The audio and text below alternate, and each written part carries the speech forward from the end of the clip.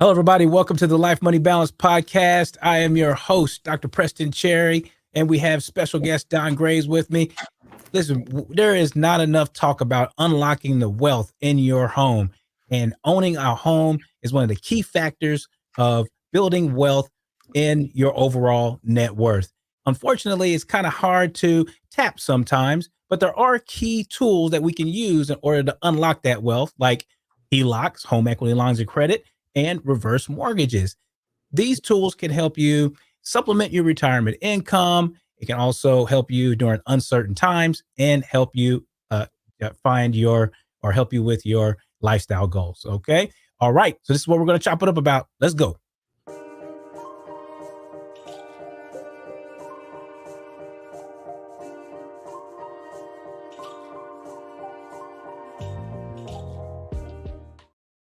All right. I love when that music drops. That means we're about to start chopping it up. My good friend, Don Graves, haven't seen him in a while. He is a retirement income certified professional and a overall expert, a best-selling author when we're talking about reverse mortgages. And he has some terms that he wants to share with you, and also some strategies when we're talking about helping people use their primary asset more likely in their overall portfolios, not just financial. You have fixed assets as well. And he's been talking about this for a long time. So my friend Don Graves, how you doing?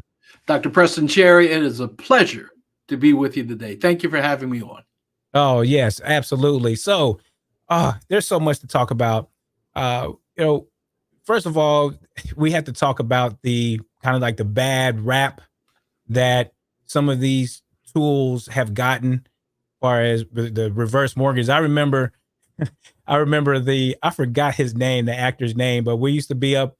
I'm Gen X, but we used to be up late at night, and it was 2 in the morning. And the guy, he was the diabetes guy. He was like, "Did you do check your diabetes, check it often?"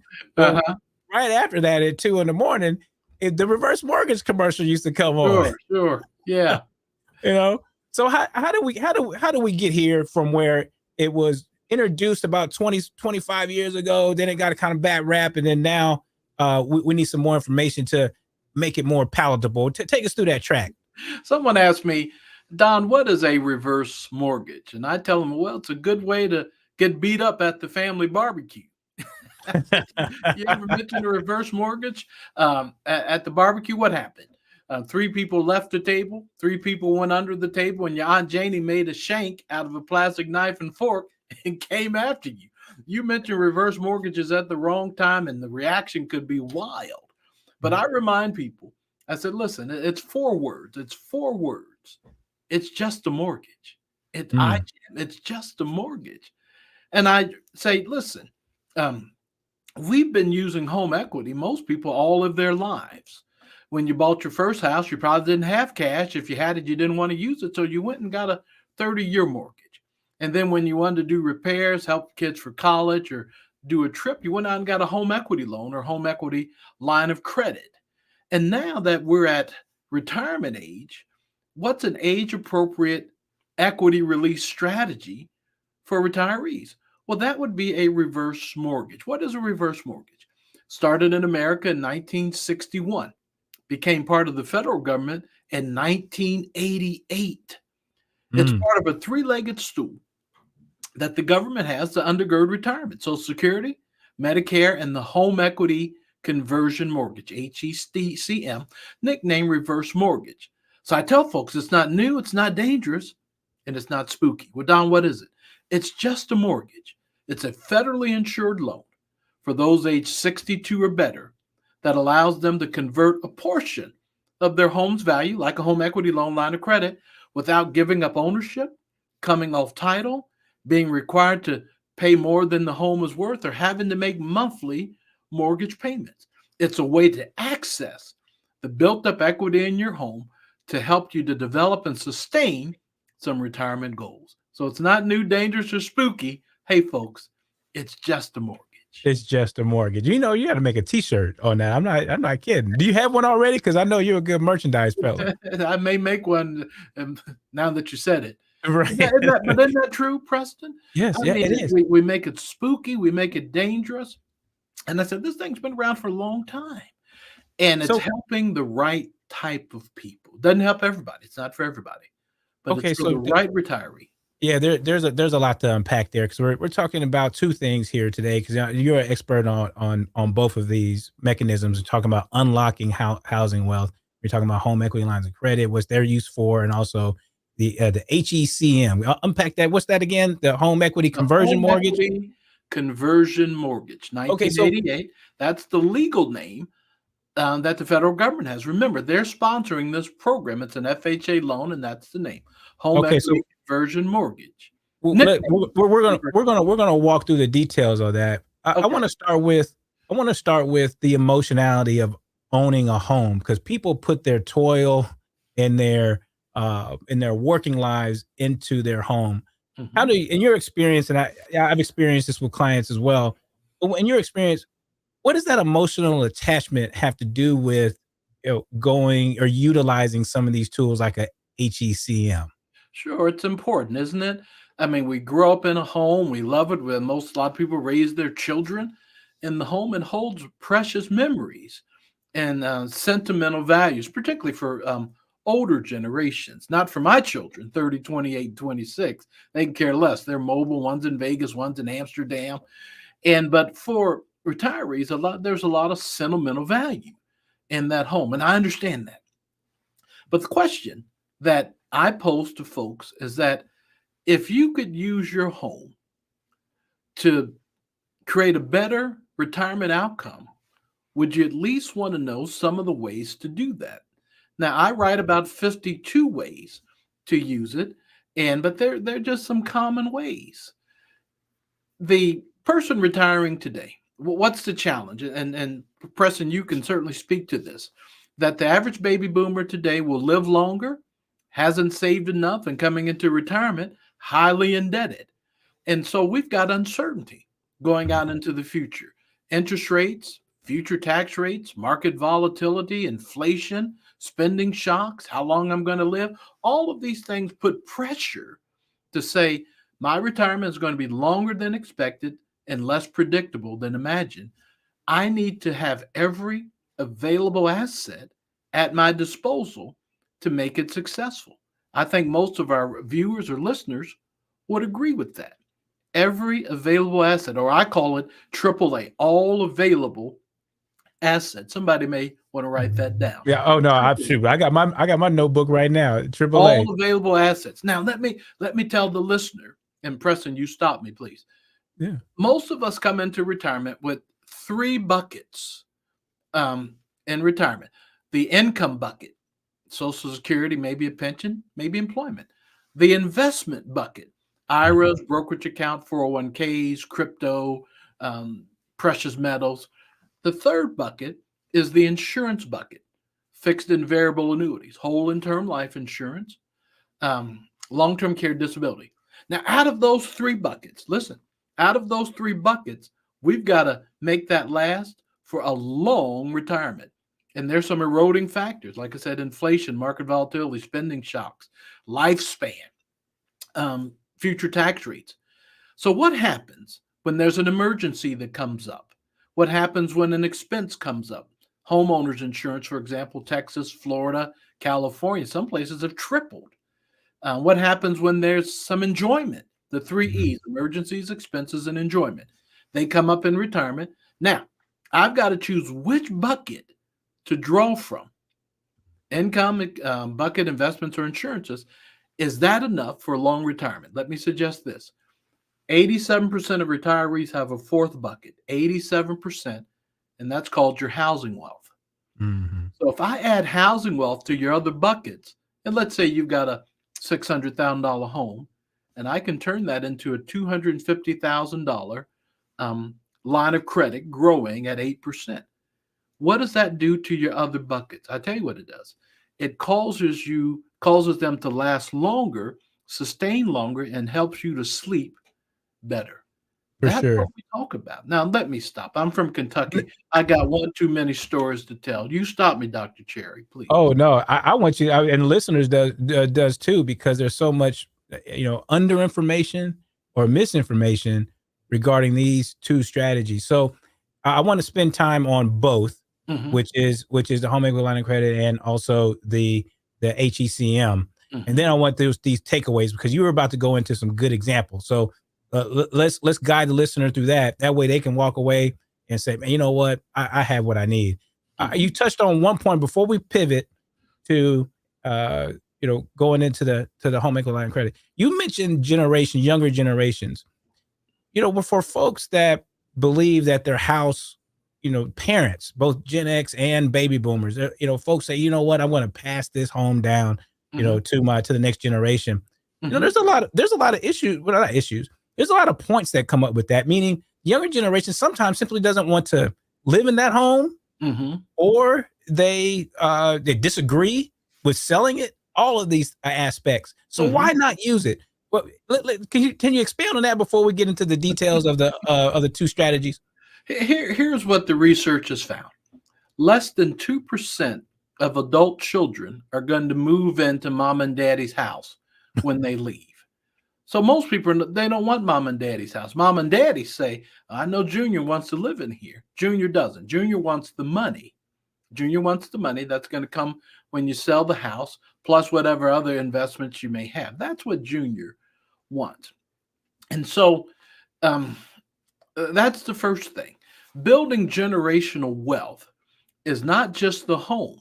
Mama said to me, son, um, when I die, would you rather have the apple tree or the orchard? Well, I was smart Mm, enough to know I'd rather have the orchard. We talk about if you can use your home to create a bigger orchard because you didn't have to spend from your investment. So they lasted longer. There's a bigger pot. Down the road, you didn't have to spend from annuities you may have. So there's a bigger pot for your beneficiary. We're mm, leveraging all four of your buckets to create a bigger orchard and not just an apple tree. That's the home. mm, When you have mm, more than one child, now we've got a real problem. Uh, Maybe one of them wants to move into the house, but they're going to have to buy the other one out. And so the primary goal that I really talk about with my clients, and I've been doing this 24 years. I should have said that earlier. I'm in my 24th year of doing this. I've had 16,000 consumer facing conversations, and about 3,000 people went forward to become my clients. Now, what does that tell us? That tells us that as good as reverse mortgages are, they're not always the best strategy. So I don't know. I start with my clients saying this may not be the best solution to your problem. There, you've got some alternatives. What risk are we trying to overcome? What gap are we trying to fill? What problem are we trying to solve? What desire are we trying to fulfill? Those four things. And I say, does home equity fit into it? You can do a traditional home equity loan or home equity line of credit. That's perfectly appropriate. Here, let's unpack that one for a minute, Hmm. which is particularly in the moment, because you mentioned, uh, you know, helping during uncertain times, and certain times where you're trying to unlock your housing wealth. Hmm. You may not be able to unlock it because the banks may not give you a loan. So I know the clients that I deal with, I say, why don't you set that up before you need it? Hmm. Right? So what are some of those tips and tools to say, okay, this is where a home equity line of credit is useful, and what are some of those pros and cons that we need to be aware of when we're walking ourselves through this tool if we need it? Sure. So we have two things. We have a traditional home equity line of credit, a HELOC, and I'm Mhm. going to talk about a RELOC, a reverse mortgage line of credit. Both of them allow you to have access to your home's equity, and that's a useful tool. Now, after that, the differences are pretty stark. So, Mr. and Mrs. Flintstone at age 65, and they've got a $600,000 home, and they want to get a traditional home equity line of credit, or they want a home equity line of credit for emergencies, expenses, enjoyment, things that come up. So, they go to Bank ABC, they present whatever the qualifying information, and they're approved for a home equity line of credit of $200,000. Well, they use 50,000 to fix up, remodel, put a new roof on, do the kitchen, and now they've used $50,000. The following month, they're going to begin making some sort of principal and interest payment, maybe just interest only, but they're going to begin making a payment. and they borrow another 50,000 down the road, their payment's going to get larger, but that's okay. They're making the payment. Maybe it's interest only. That's what people typically do until about 10 years. And then that loan is going to fully amortize and go to principal and interest. Many of your listeners got a home equity line of credit at 55, and at 65, they discovered their payment was going to go from $300 a month to $800 a month. So a home equity line of credit gives you access to cash, ability to use it. You have to make a monthly repayment. That's a HELOC. Now let's take a RELOC. You qualify, you have access to a $200,000 line of credit. You take out $50,000 to do the roof and whatever, but the following month, there's no payment required. There's no principal or interest repayment required. You take another $50,000, like the first couple did a few years later, and at the 10-year mark, where they're now paying principal and interest payments in the reverse mortgage line of credit, it's perpetual. It cannot be frozen, capped, canceled, or reduced. There's no repayment required. And listen to this. The $200,000 you started with is a growing line of credit. At the time of this recording, it's growing at about 8%. So that means that $200,000, if you didn't use it, next year, it's what's 8%. That's $216,000. And then the following year, it's $236,000. So you have a growing line of credit versus one that doesn't grow at all. One's cancelable, one's non-cancelable. One, there's a monthly payment required. The other, there's not a monthly payment required. And so here's what I say. If you're going to do a single-use project, Don, all I want to do is fix up my kitchen and garage. I just need $25,000. A standard home equity line of credit may be appropriate for a retiree. If you want to make the payment, you like your payment, you want to keep it, go ahead and do that. But if you understand that retirement is going to be long and unpredictable, and you like to have a line of credit that could go from $200,000 up to $2 million over a 30-year period, and you think I may have need of that, then a RELOC has definite advantages than a HELOC.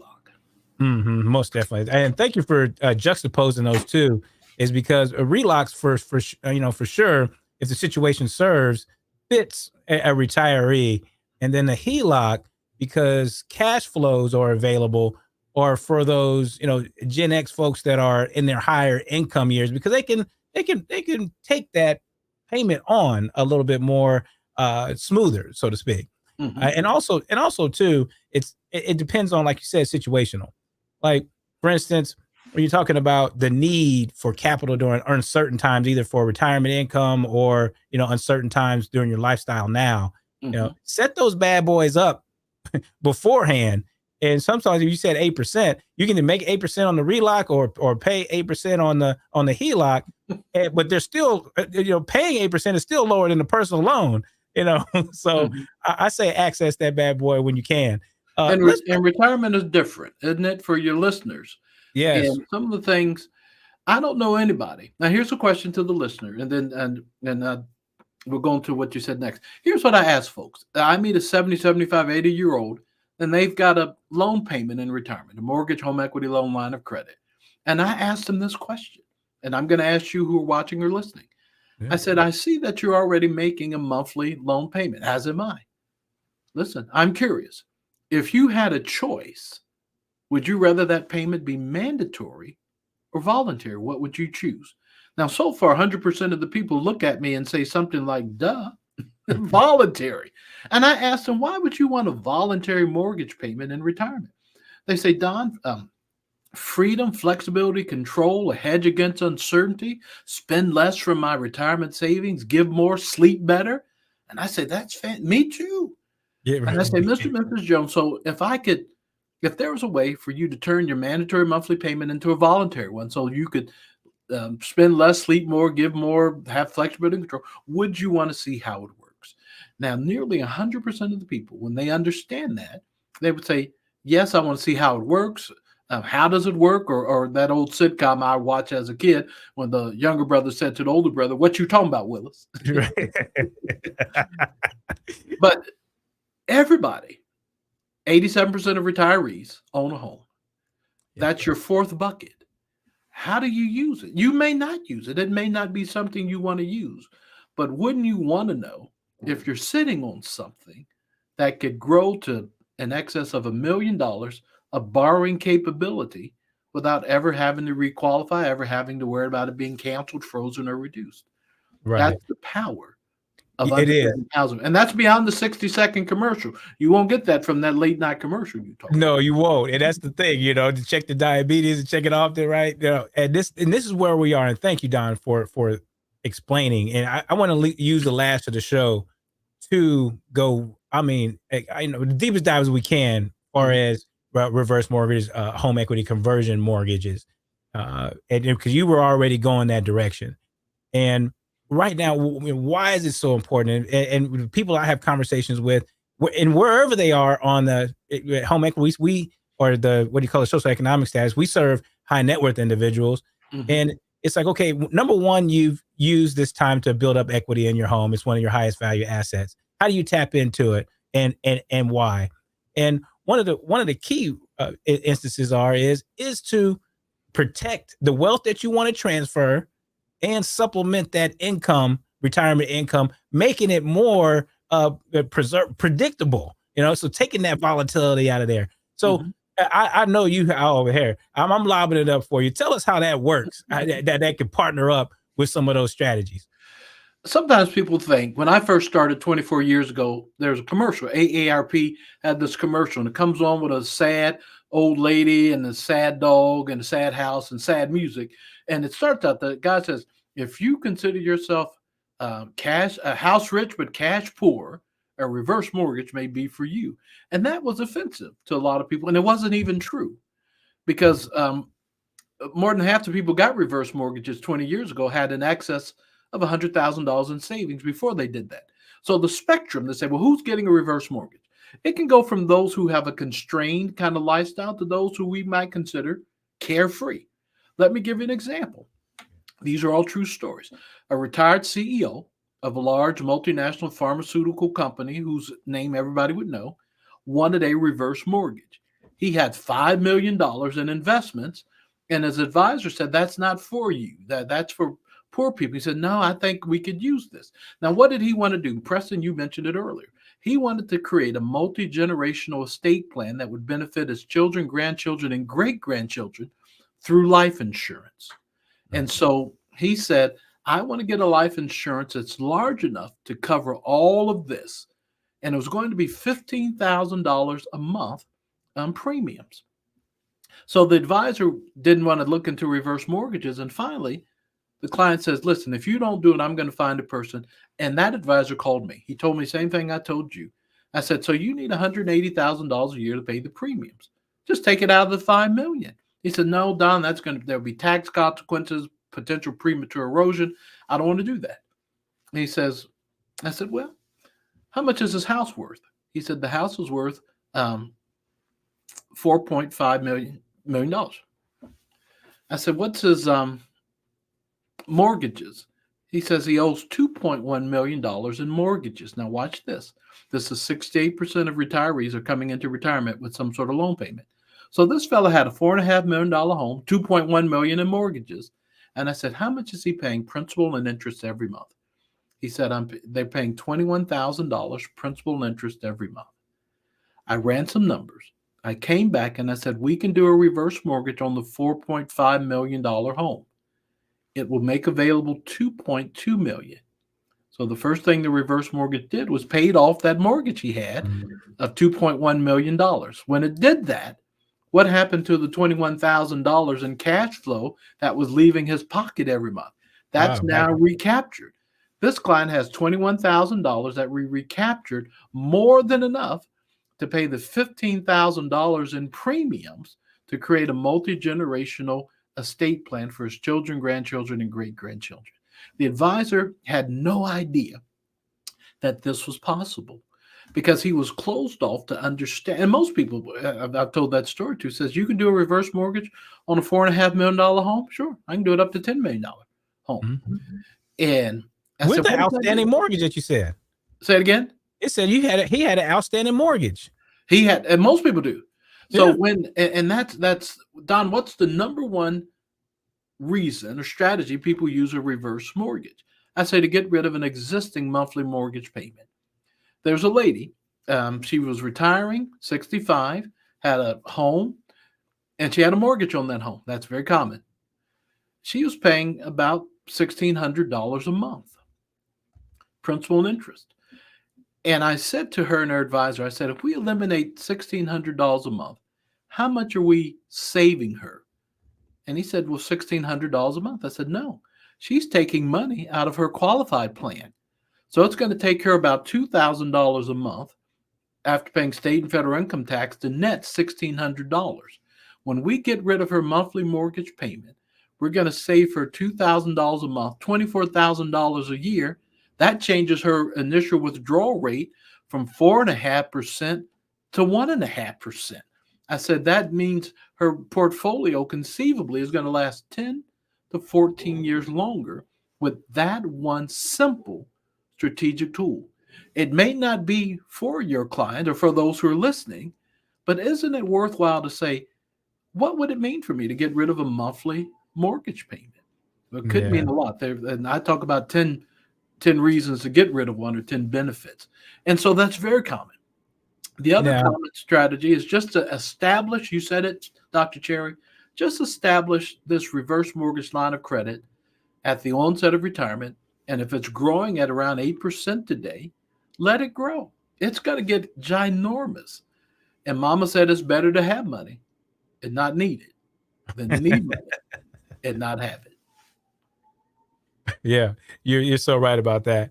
So, well, now one thing people want to know, well, they want to know all this. So, Mhm. thank you for this because those examples are so key about helping people keep their retirement portfolio a little longer, so you don't have to outlive your money potentially.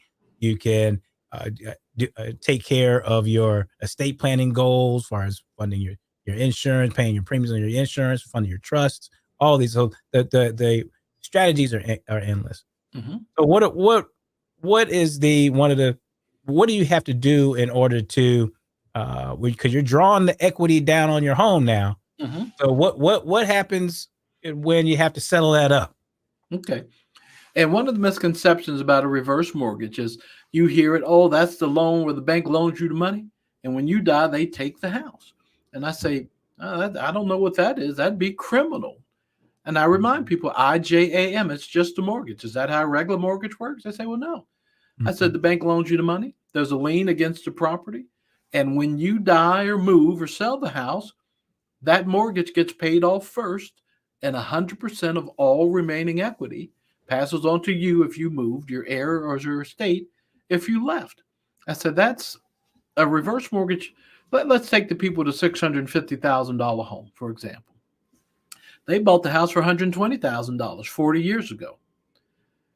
That means 20 years from now, that house at 4% appreciation would be about $1.3 million. That's very conservative. So down the road, mom and daddy have a $1.3 million home. They've got a reverse mortgage. I don't know how much money they took out of their reverse mortgage. I don't know how much they're going to use. But let's say they used 100,000 and that accrued interest. They didn't make a payment that accrued interest. So 20 years down the road, I'm going to make up a big number. They owe me $300,000. They owe me more than what they borrowed because it's accruing interest. So we've got two things. You've got a $1.3 million home, you have a $300,000 loan balance, and you move, you die. Your heirs or executors, that house, the loan has to be paid back. Typically, what happens, the children sell the house for 1.3 million. They pay off what mom and daddy owed, 300,000, and they pocket $1 million. They divide that up, however the mom and daddy desired it to be. And 100% of all remaining equity passes on to the heirs or the estate. And remember, if mom and dad had annuities, they're beneficiaries. If they had other assets, they're beneficiaries. That's to orchard. So you're going to get what's remaining of the apple tree, and Mhm. you're going to get what's remaining in the orchard that they didn't have to spend for their lifestyle. That's Right. what happens in the end. That's a conversation that we want to be able to have. Right. Most definitely. Well, we're coming to the end of the show. One point I want to make that that's a great story, which is it circles back to full circle what we were talking about at the top of the show is potentially use an asset that won't be utilized going forward. Instead of passing that on, as far as a home is concerned, use that primary asset, unlock the wealth in that using a home equity conversion mortgage in order to protect the assets that can and have a more highly likelihood of passing to the next generation. And also, like you say, protect that retirement portfolio using your lifestyle now, not even not only in before retirement, but in retirement. Don, wow, thank you so much for we could go on for an hour. I know you have webinars. I see that book back there.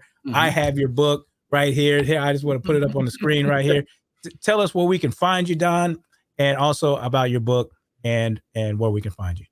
I teach a master class. You can find it at reversemortgagemasterclass.com. It's educational. It's about 47 minutes, and you can get all the content. And then if after that you say, Don, I want to learn more, I want to find out, you can reach me. That's all going to be there. Or you can email me at askdongraves@gmail.com. Askdongraves@gmail.com. But I encourage everybody, watch the masterclass, get educated. You can watch the first 7 minutes. There's an exit ramp. You say, this is not for me, jump off.